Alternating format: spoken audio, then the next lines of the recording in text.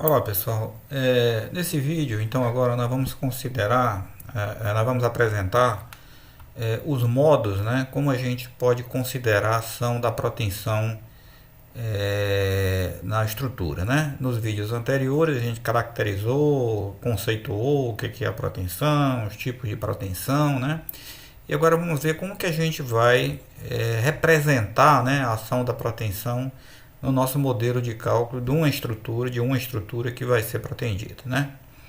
Pois bem, então nós podemos dizer, como está aqui no slide, né, que existem três alternativas para a representação da proteção no projeto de uma estrutura de concreto.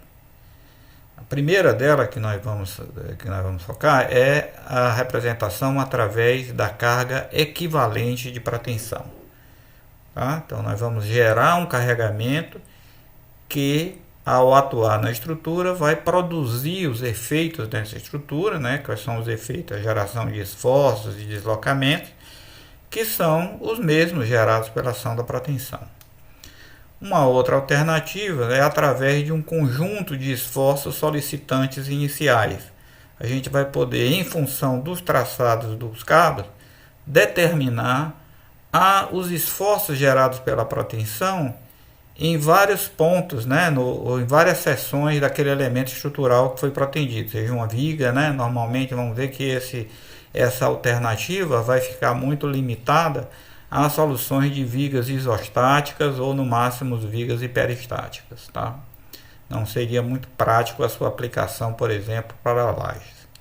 E uma terceira opção, também focando a parte do equilíbrio interno, né, de uma seção em que tem a armadura ativa, né, que é essa opção de considerar um campo de deformações iniciais, né. Basicamente a gente faria o equilíbrio, né, interno de uma seção protegida, considerando que a armadura ativa, né, já teve um pré-alongamento inicial, parecido com o que a gente fez nos exercícios anteriores daquele tirante protegido, tá? Então, no vídeo de hoje, nós vamos focar apenas nesse primeiro tópico aqui, que é representação da proteção através da carga equivalente de proteção, né? Mas é claro que nós vamos, ao longo com outros vídeos, discutir todas essas opções aqui, né?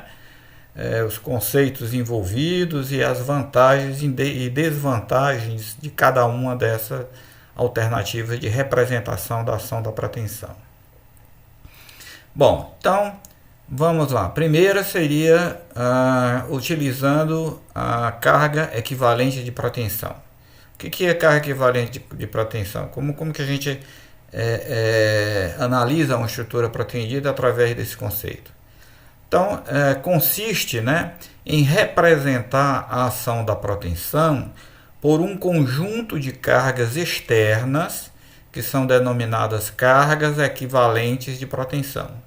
Então, são ações externas que nós vamos calcular em função das armaduras protegidas, da posição e das forças com que elas foram protegidas. Nós vamos poder calcular esse conjunto de cargas externas, né, que vão atuar na estrutura, representando então a ação da proteção.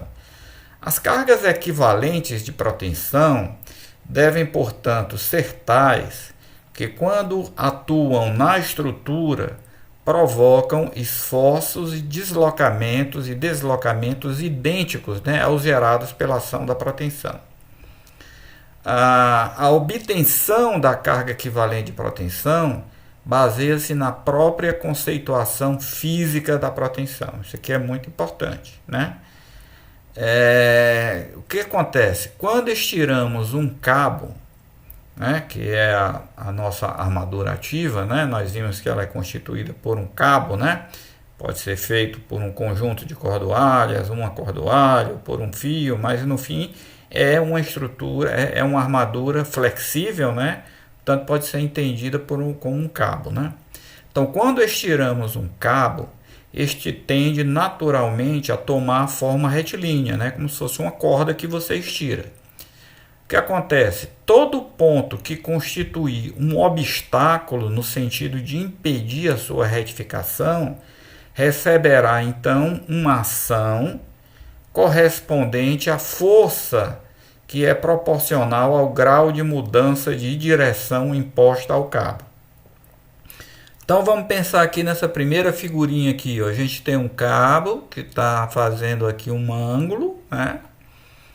Ele vem nessa direção e muda para essa direção aqui. E aqui tem um elemento rígido, né, que a gente vai chamar de desviador, justamente porque ele é o responsável pelo desvio da direção do cabo.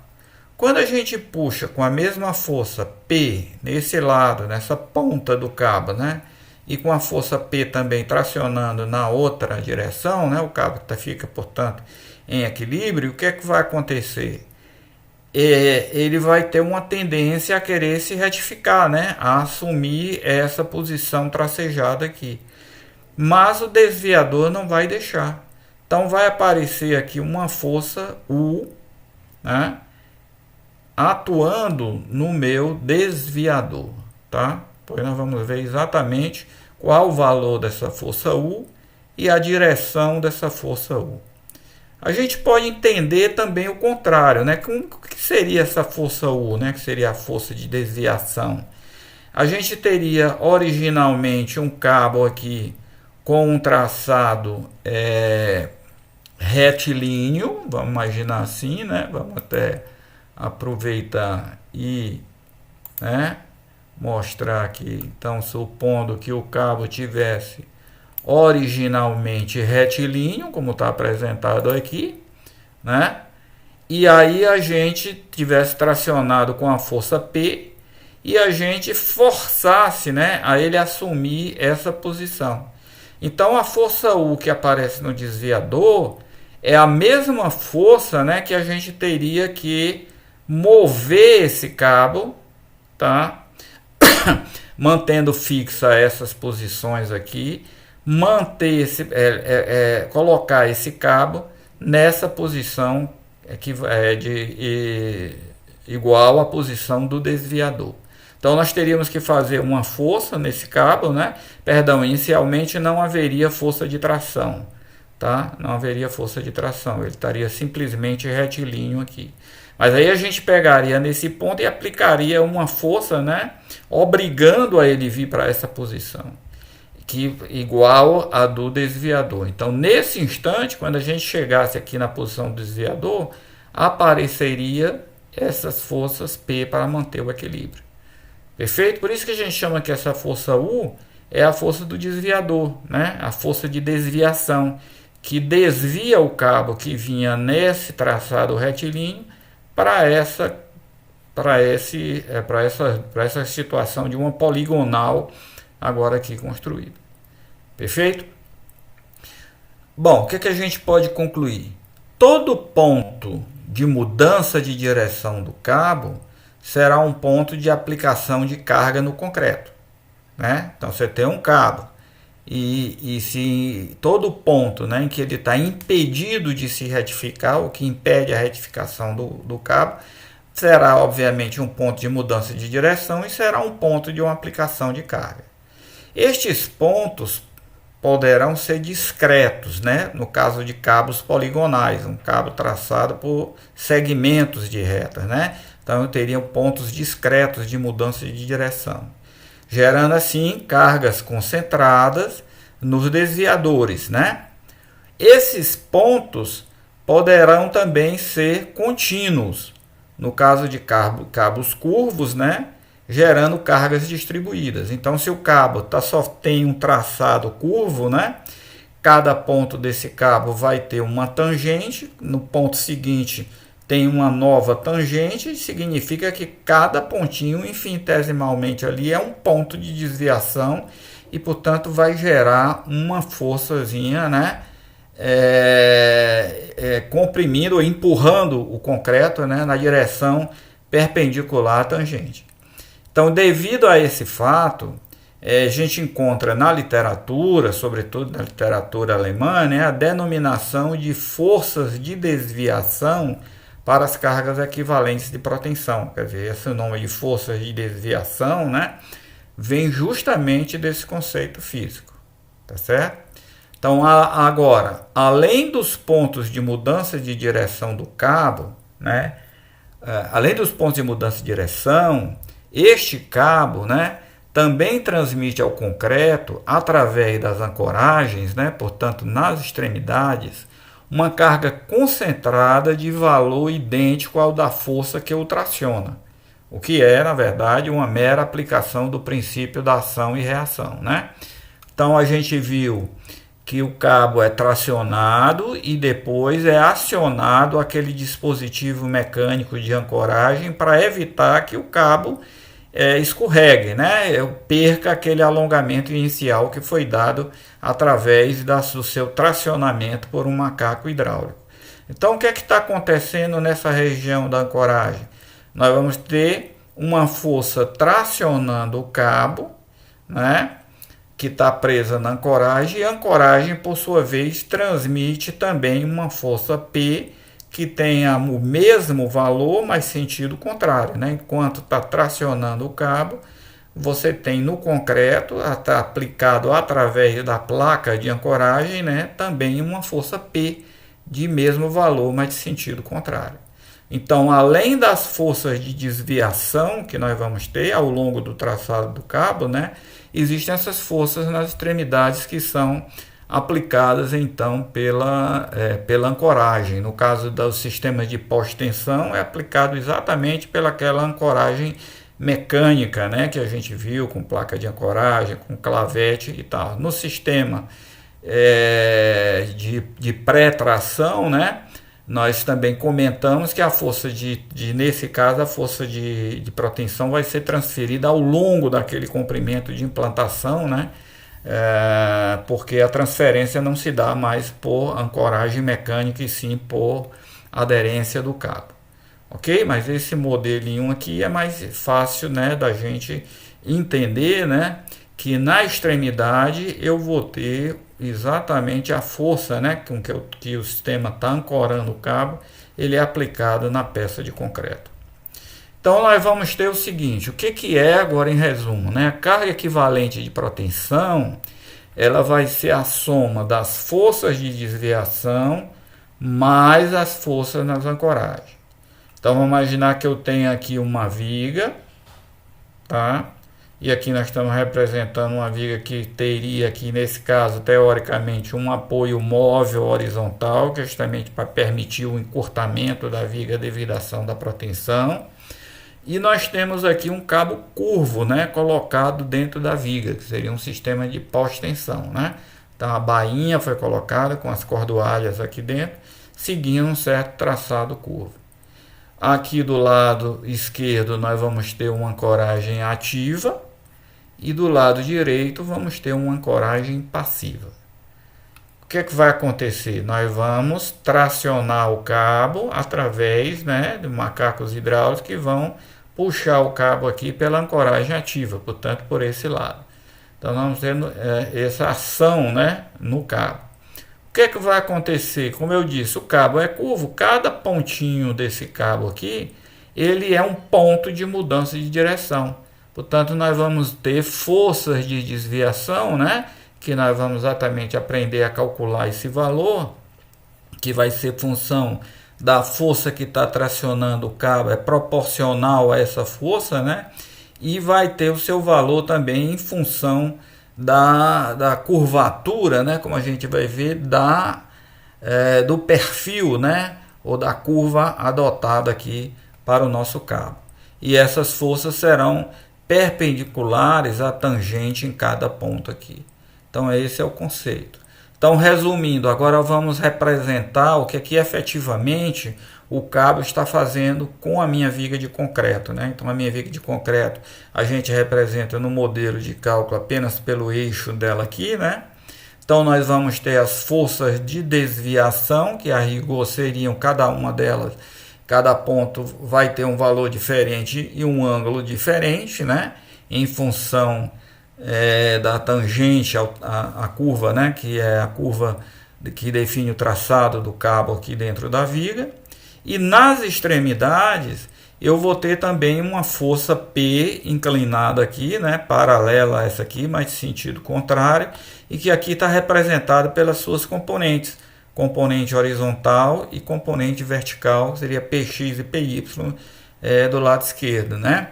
Do lado direito também vai ter, tá? Na ancoragem passiva, quando eu puxar, essa ancoragem também vai reagir aqui contra o concreto, né? Aplicando uma força na direção da tangente ao cabo na extremidade, né? E que essa força teria as suas componentes aqui também horizontal, Px e vertical, Py, tá? Essa é a representação, então, da ação da proteção na estrutura. Vamos ver, então, aqui alguns